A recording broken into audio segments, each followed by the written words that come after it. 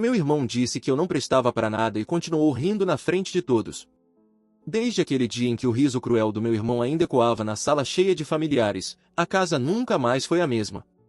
Cada cômodo parecia carregar o peso do que aconteceu, os móveis, as paredes, até o cheiro do ar parecia pesado demais para respirar. Eu me sentava na cozinha, olhando para a mesa onde ele derrubou minha dignidade em frente a todos, e sentia o nó na garganta crescer cada vez que lembrava do brilho cruel nos olhos dele. Mas algo começou a mudar, de forma quase imperceptível.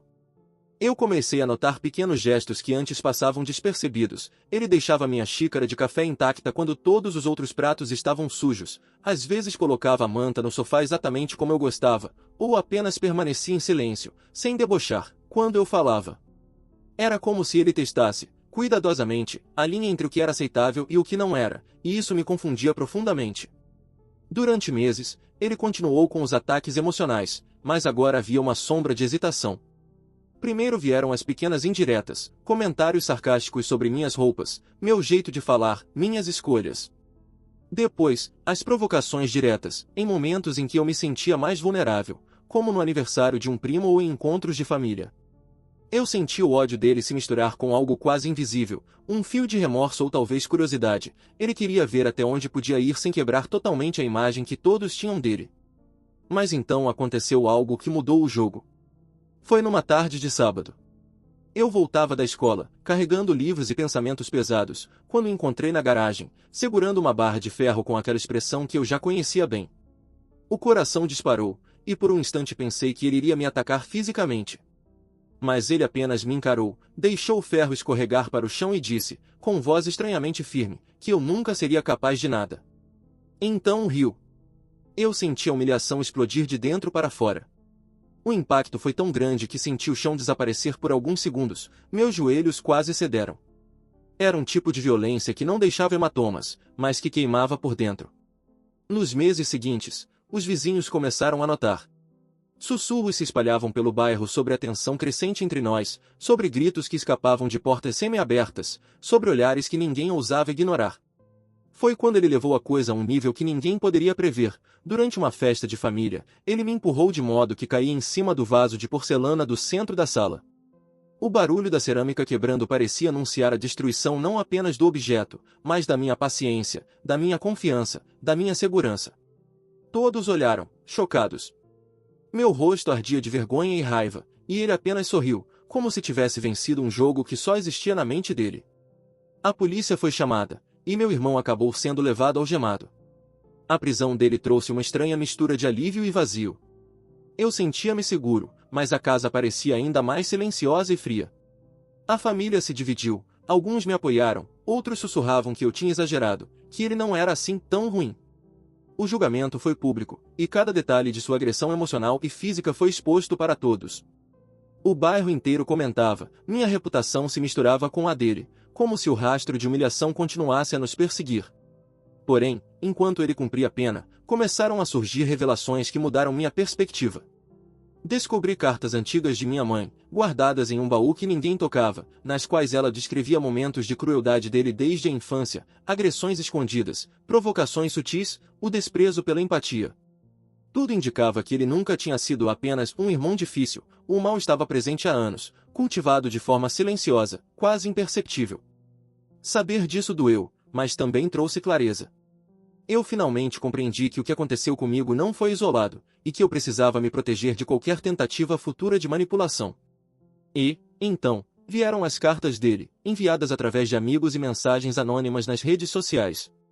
Inicialmente, ignorava.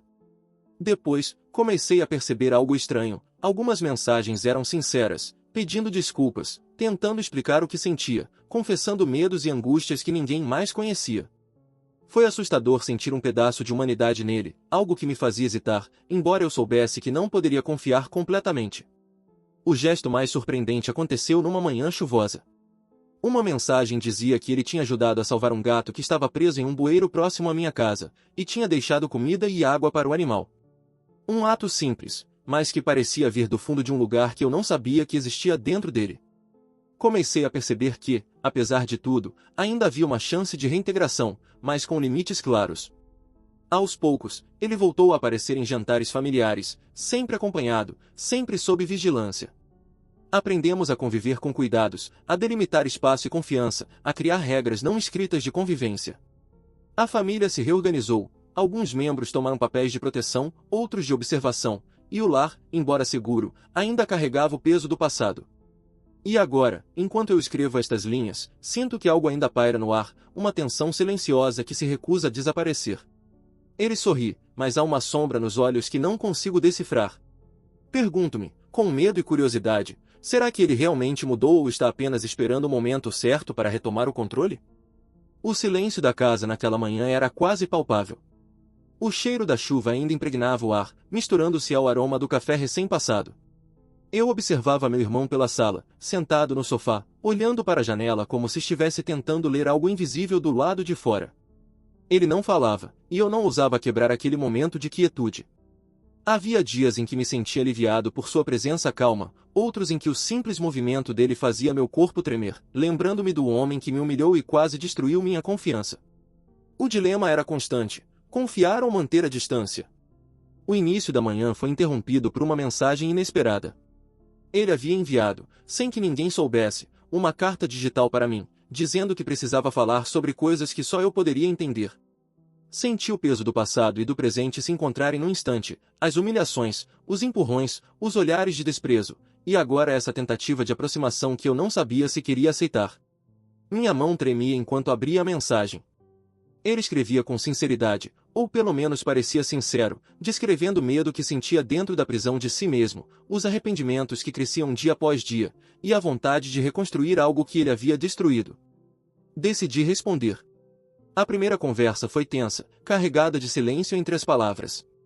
Ele parecia nervoso, e eu cauteloso demais para acreditar plenamente. Mas, por algum motivo, senti que havia uma oportunidade de redenção, não apenas para ele, mas também para mim. Pela primeira vez, pude enxergar uma vulnerabilidade que nunca tinha visto antes. Meu irmão estava despido da arrogância e da crueldade que o definiam. Era assustador e reconfortante ao mesmo tempo. Nos dias seguintes, a tensão começou a se dissolver lentamente. Ele ajudava em pequenas tarefas domésticas, sorria de forma discreta quando conversávamos, e até sugeria atividades para que pudéssemos passar tempo juntos, sem provocação, sem sarcasmo. Eu ainda não confiava completamente, mas uma centelha de esperança começou a se acender. No entanto, nada seria fácil. Cada gesto dele era medido, cada palavra analisada com cuidado. Eu sentia que o passado pesava como uma sombra sobre nós, e que qualquer deslize poderia ser fatal para a reconstrução do vínculo. O ponto crítico veio numa tarde de verão. Estávamos organizando a garagem, um espaço que tinha se tornado simbólico para os nossos confrontos passados. Enquanto eu empilhava caixas, ele se aproximou com cuidado, oferecendo ajuda. Aceitei, mas com cautela. Quando chegamos à última caixa, ele parou, olhou nos meus olhos e disse algo que ninguém jamais esperaria. Pediu desculpas, não apenas pelo que fez comigo, mas por todo o sofrimento que causou à família, pelos sussurros, pelas fofocas, pelo medo que impôs. Havia uma sinceridade quase dolorosa naquela voz, e pela primeira vez, senti que o homem que estava diante de mim poderia, de fato, ser diferente. Foi então que surgiram os rumores no bairro. Algumas pessoas começaram a questionar a autenticidade da mudança dele. Vizinhos comentavam que ele apenas queria voltar à família por interesse ou para manter a imagem social. Isso causou tensão, mas também reforçou a necessidade de cautela. Aprendi a separar minha percepção da opinião alheia. Minha relação com ele não seria moldada pelo que os outros pensavam, mas pelo que eu sentia e observava diretamente. A convivência se tornou um delicado equilíbrio de confiança e vigilância. Ele ajudava nas tarefas domésticas, fazia pequenas surpresas para alegrar a casa, e até começou a interagir com parentes de maneira respeitosa. No entanto, ainda havia momentos de silêncio inquietante, olhares que revelavam pensamentos que eu não conseguia decifrar, e gestos repentinos que me faziam lembrar do homem cruel que ele já fora. Cada passo à frente vinha acompanhado de uma sombra atrás, lembrando-me que a redenção não é linear, e que o passado sempre carrega ecos que o presente não consegue apagar. Um episódio inesperado testou nossa nova dinâmica. Minha irmã mais nova desapareceu por algumas horas, e a suspeita inicial caiu sobre ele. A tensão foi quase insuportável, e por alguns minutos, senti o medo que havia experimentado durante os ataques passados voltar em ondas. No entanto, ele havia realmente ajudado a encontrar minha irmã, guiando os vizinhos até o local correto, sem esperar crédito ou reconhecimento. Foi o primeiro gesto altruísta real que vi nele desde que começou a tentativa de reintegração, e mudou algo dentro de mim. Comecei a acreditar que mudanças profundas eram possíveis, mesmo em alguém que parecia incapaz de empatia no passado. Ainda assim, a casa carregava uma sensação de alerta constante. Cada gesto dele era cuidadosamente analisado, cada palavra recebida com uma ponta de desconfiança. Mas, pela primeira vez em anos, eu sentia que estávamos construindo algo, uma convivência pautada em limites claros, respeito mútuo e observação constante. A família, embora cautelosa, começou a respirar com mais tranquilidade, e eu comecei a sentir um fio tênue de esperança se entrelaçando com o medo. No entanto, enquanto escrevo estas linhas, algo inquietante permanece. Ele sorri, mas os olhos carregam uma sombra que ainda não consigo decifrar. A cada movimento, a cada palavra, pergunto-me se a mudança é real, ou se é apenas uma preparação silenciosa para um novo confronto. O passado, cheio de violência emocional, humilhação e segredos, nunca desaparece completamente. E o silêncio que agora paira sobre a casa é tão pesado quanto o caos que já vivemos. O suspense continua, e a história não terminou. Posso continuar com a parte 4, revelando se a confiança construída será suficiente para enfrentar novos desafios, ou se o passado sombrio ressurgirá com força devastadora, quebrando tudo novamente. O ar parecia mais denso naquela manhã, como se a casa segurasse o fôlego, esperando pelo próximo movimento. Eu caminhava pelo corredor, observando os quadros na parede, lembrando-me de como meu irmão costumava arrancar-os de lugar só para me irritar, e agora ele passava por ali com passos silenciosos, quase respeitosos. Havia uma estranha normalidade na rotina, mas cada som parecia carregado de significado, o render do piso, o tilintar de uma xícara na cozinha, até o bater das portas. Cada pequeno gesto me lembrava que a paz que estávamos construindo era frágil, como vidro fino prestes a quebrar. Naquele dia, a vizinhança foi tomada por rumores de que algo grande estava prestes a acontecer em nossa casa. Alguns diziam que ele ainda tramava vingança, outros afirmavam que a reconciliação era genuína. Eu não podia mais confiar no julgamento alheio, precisava observar, avaliar e decidir por mim mesmo. Meu irmão, enquanto isso, parecia mais introspectivo do que nunca. Ele sentava no sofá, olhando para o nada, como se revisasse cada ação do passado e cada passo que deveria dar no futuro. Era assustador e fascinante ao mesmo tempo. O ponto crítico chegou inesperadamente. Uma manhã, minha mãe me chamou apressada. Havia assumido uma quantia significativa de dinheiro da caixa onde guardávamos nossas economias familiares. Meu coração disparou. Olhei para ele, que estava na cozinha, e o medo antigo ressurgiu em uma onda intensa. Mas, antes que eu pudesse acusá-lo, ele me entregou uma carta. Na caligrafia trêmula, explicava que havia descoberto o dinheiro caído atrás de um móvel, que ninguém tinha notado, e que o susto não passava de um mal-entendido. A tensão que quase paralisou minha família se dissipou, mas a dúvida permaneceu. Como confiar completamente? Nos dias seguintes, ele fez gestos que desafiavam minha desconfiança. Organizou documentos antigos, consertou móveis quebrados e até preparou um jantar sem que ninguém pedisse. Eu observava tudo, tentando decifrar se havia algum truque por trás de cada ação, mas o cuidado, a atenção e a consistência me mostravam que ele realmente estava tentando mudar. Ainda assim, o passado lançava sombras. Cada vez que ouvia um comentário antigo de vizinhos ou parentes, sentia o peso de tudo que ele já me fez, lembrando-me que confiança não é algo que se reconstrói de uma hora para outra. E então, algo que ninguém esperava aconteceu. Ele começou a se abrir sobre a infância, revelando memórias que eu nunca tinha ouvido. Contou sobre traumas antigos, negligências, momentos em que ele se sentiu sozinho e impotente, e como isso transformou em alguém cruel. Não era uma justificativa, mas uma explicação que me permitiu ver a complexidade do homem à minha frente. Pela primeira vez, percebi que o vilão que eu conheci não nasceu pronto, mas foi moldado por experiências dolorosas. Essa revelação mudou minha perspectiva, e por um instante, senti uma empatia desconcertante. Mesmo assim, a escalada de tensão não havia terminado. Durante uma noite, ouvi passos no sótão. Subi, alerta, e encontrei-o mexendo em caixas antigas.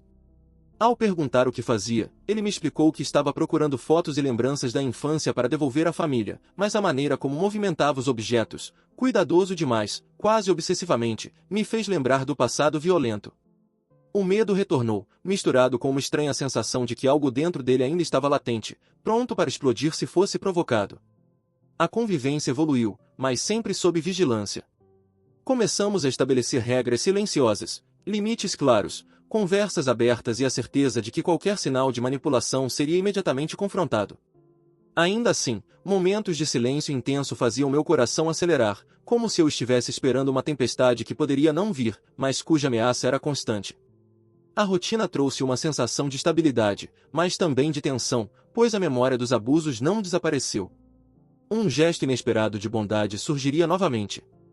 Ele ajudou um vizinho idoso a carregar compras pesadas, sem esperar reconhecimento. Ao ver isso, senti que a mudança dele podia ser real. Não era apenas sobre mim, era sobre se tornar alguém capaz de agir corretamente, mesmo quando ninguém estava observando. E, ainda assim, uma parte de mim permanecia em alerta, consciente de que a linha entre redenção e repetição do passado era tênue e invisível. Enquanto a família se reorganizava, percebi que estávamos aprendendo a viver de outra forma, com regras claras, limites, respeito e vigilância constante. Meu irmão havia se integrado parcialmente, mas o silêncio que ele carregava nos olhos lembrava que a história estava longe de terminar. Era como se algo ainda estivesse escondido, um segredo que poderia explodir a qualquer momento, desafiando tudo o que havíamos reconstruído. E foi exatamente nesse ponto que senti algo estranho. Uma carta chegou pelo correio, sem remetente, com apenas uma palavra escrita à mão: observe. Meu coração disparou. A sensação de ameaça voltou com força, misturada com a curiosidade de descobrir o que ele queria dizer. Aquele aviso silencioso me lembrou que, por mais que tentássemos reintegrá-lo, o passado sombrio ainda pairava sobre nós, como uma sombra que nunca desaparece completamente. O suspense permanece, e a história ainda não chegou ao fim. Posso continuar com a parte 5, explorando se essa nova ameaça se concretiza ou se a reconstrução da confiança se mantém, revelando segredos ainda mais perturbadores. A carta com a única palavra "observe" permaneceu sobre a mesa da cozinha por horas. Cada vez que meus olhos se pousavam sobre ela, meu estômago se contorcia, lembrando-me de que, por mais que a convivência com meu irmão estivesse melhorando, o passado ainda respirava entre nós. Senti a necessidade de agir com cautela, mas a curiosidade falou mais alto. Peguei a carta, senti a textura do papel, a caligrafia irregular e percebi um detalhe que antes havia passado despercebido: a tinta, levemente borrada, como se tivesse sido escrita às pressas, carregada de urgência. A sensação era de que algo estava prestes a acontecer, algo que exigiria minha atenção total. Meu irmão entrou na cozinha naquele instante, trazendo consigo um silêncio pesado, como se pressentisse minha apreensão. Ele não falou nada, apenas olhou para mim com uma expressão neutra, mas os olhos brilhavam com algo indefinido. Havia uma tensão que não existia antes, uma mistura de alerta e curiosidade que nos mantinha em um estado de espera constante. Por mais que eu quisesse confrontá-lo, a sensação de que ele sabia mais do que eu me impediu de fazer qualquer movimento precipitado. Nos dias seguintes, percebi que a carta não era apenas um aviso, era um convite à vigilância constante. Comecei a notar pequenos detalhes, objetos fora do lugar, mensagens que desapareciam do celular antes que eu pudesse ler, a sensação de ser observado mesmo quando estava sozinho. Cada gesto dele, por mais normal que parecesse, carregava um peso novo. Eu me sentia como se estivesse dentro de um jogo de xadrez, onde cada movimento precisava ser calculado, e qualquer erro poderia trazer consequências inesperadas. O ponto crítico veio numa noite de tempestade. A eletricidade caiu, deixando a casa mergulhada na escuridão. Enquanto eu tentava acender velas, ouvi passos leves no corredor. Meu coração disparou. Segui os sons, cada passo mais firme que o anterior, até chegar à sala. Lá, encontrei meu irmão parado, olhando fixamente para a janela. Ele não disse nada, apenas gesticulou para que eu me aproximasse. Ao fazer isso, notei que ele segurava uma caixa antiga, que eu não reconhecia. Dentro dela, encontrei fotos antigas da família, documentos escondidos e cartas que ninguém jamais deveria ter lido. O impacto foi imenso, ali estavam segredos que revelavam comportamentos e intenções que eu jamais suspeitei, inclusive de minha mãe e de parentes próximos. Ele explicou, com voz baixa e tremida, que queria me mostrar aquilo para que eu entendesse a complexidade do passado, que a vida de todos nós estava entrelaçada com erros, omissões e decisões ocultas. A sensação de choque misturava-se com uma estranha compreensão. O homem que antes eu via apenas como vilão era, de alguma forma, também alguém tentando nos proteger de verdades que poderiam destruir a família. Mas havia algo mais. Enquanto olhava para ele, percebi que os olhos carregavam uma sombra que eu ainda não conseguia decifrar completamente, uma tensão que lembrava o homem cruel do passado, mas agora entrelaçada com um esforço sincero de redenção.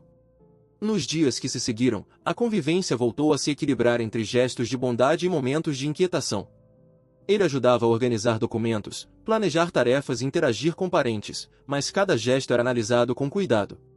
A família, cautelosa, começou a aceitar parcialmente sua presença, mas ainda havia desconfiança. Cada conversa, cada olhar, cada gesto de proximidade carregava o peso do passado, lembrando-nos de que confiança não se reconstrói de forma linear, e que os erros antigos ainda ecoavam nas paredes da casa. Foi durante uma tarde de domingo que algo inesperado aconteceu. Meu irmão encontrou uma criança perdida perto da nossa casa e, sem hesitar, a conduziu de volta aos pais. O ato, simples, mas genuíno, chocou a todos nós. Pela primeira vez, vi claramente que ele podia agir de forma altruísta, sem interesse próprio, sem manipulação, apenas pela empatia. Essa ação mudou a percepção de parte da família, trazendo esperança de que a reconstrução do vínculo não era apenas uma ilusão. Ainda assim, uma sensação inquietante pairava sobre nós.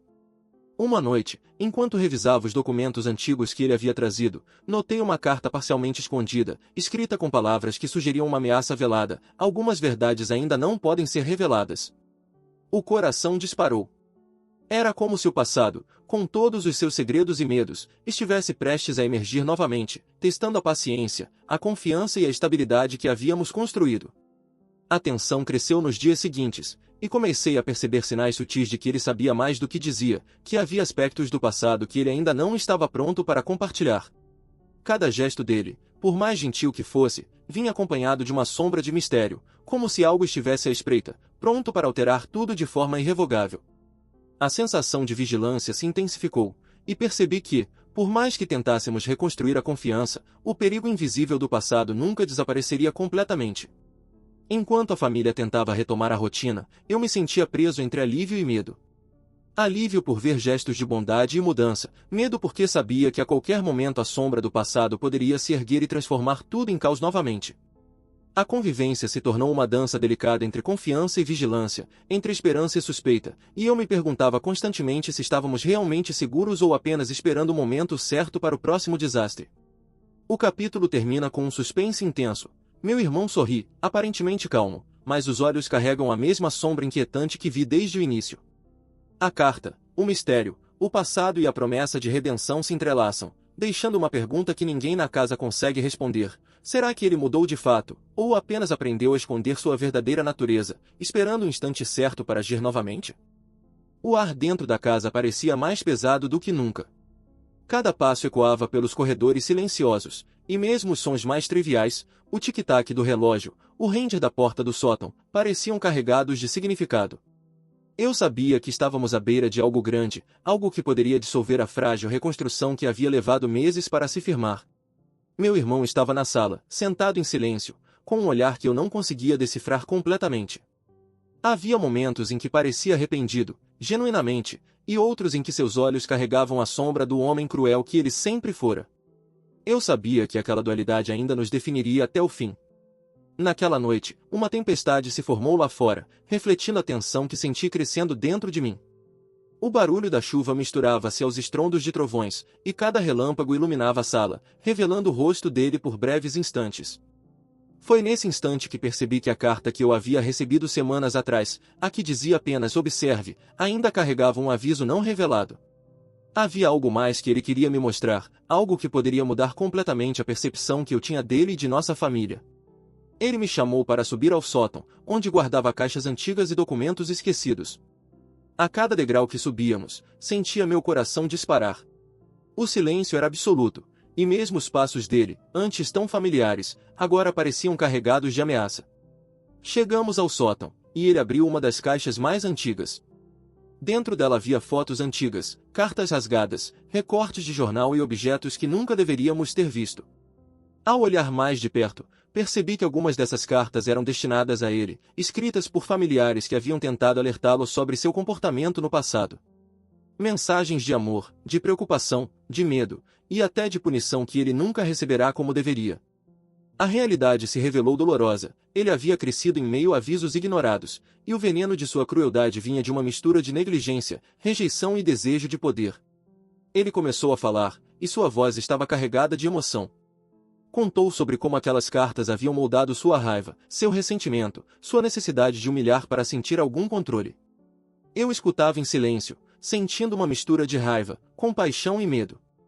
Pela primeira vez, entendi que não estávamos apenas lidando com um vilão, mas com alguém que havia sido vítima de circunstâncias, alguém que se perdeu no labirinto de sua própria mente e do ambiente ao redor.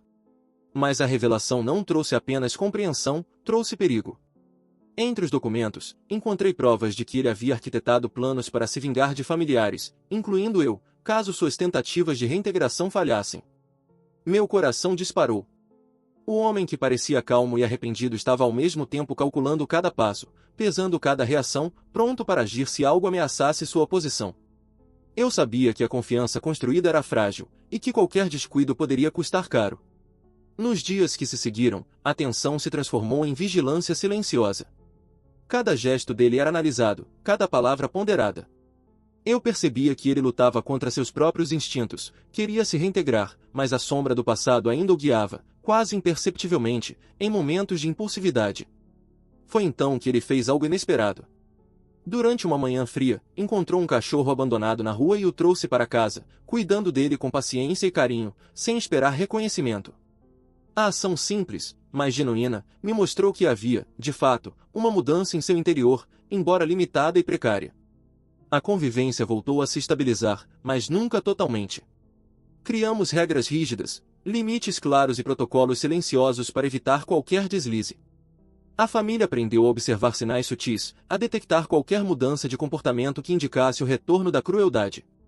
O lar se reorganizou, todos tinham papéis definidos, vigilância constante, mas também momentos de esperança.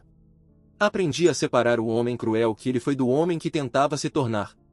No entanto, o suspense final veio quando encontrei uma última carta, escondida entre as fotos antigas. Ela não tinha remetente, mas suas palavras eram claras: o que começou está longe de terminar. Escolha seu lado. O coração disparou. Aquela carta era a prova de que, apesar de toda a reconstrução, a sombra do passado não desapareceu. Era um lembrete de que o equilíbrio que conquistamos estava sempre em risco, e que a história de violência, humilhação e tentativas de redenção ainda podia tomar rumos inesperados. E, naquela noite, enquanto olhava para ele sentado no sofá, percebi que algo havia mudado de forma definitiva. Não era apenas sobre confiança ou vingança, mas sobre a eterna batalha entre o bem e o mal dentro de uma mesma pessoa. Meu irmão podia ser gentil, altruísta e cuidadoso, mas a sombra da crueldade que ele carregava, cultivada por anos de dor e rejeição, jamais desapareceria completamente.